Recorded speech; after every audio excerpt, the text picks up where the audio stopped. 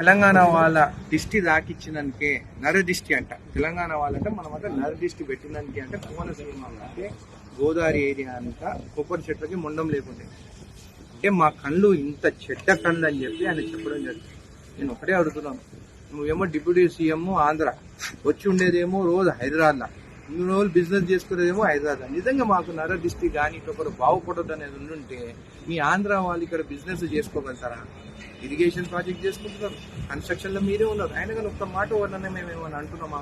Business చేసుకున్నాము, ఫ్రెండ్లీగా ఉన్నాము. అట్లాంటి ఈరోజు నువ్వు ఒక ఇంత పెద్ద మనిషివి, నువ్వు ఇట్లా మా తెలంగాణ ప్రజల గురించి తెలంగాణ గురించి మాట్లాడడం తప్పు, నేరం.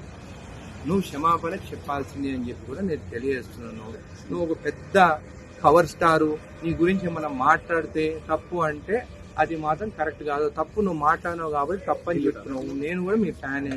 మొన్న రీసెంట్ మూవీ కూడా ఫ్లాప్ అయిన మూవీ కూడా నీది అట్లీస్ట్ ప్రొడ్యూసర్ అయినా బాగుపడాలని చెప్పేసి ఇక్కడ 800 రూపాయల టికెట్ పెడితే కూడా నేను కూడా పోయి నీ మూవీ చూస్తాను. కానీ ఈ రోజు నువ్వు సెంటిమెంట్గా మా తెలంగాణ వాళ్ళ గురించి మాట్లాడితే మాత్రం కరెక్ట్ కాదు. ఎందుకు మళ్ళీ హైదరాబాద్ ఆస్తులు కొనుక్కుంటున్నావు? మాది నరదిష్టి అంటున్నావు కదా, మరి మీరు బాగుపడితే మేము చూడలేము కదా, ఎందుకు హైదరాబాద్ ఆస్తులు కొనుక్కుంటున్నావు? అన్ని అమ్మేసుకొని పోయి విజయవాడలో ఉండరాదా? నీకు ఇక్కడ ఏం పని అని చెప్పి నేను చెప్తున్నాను.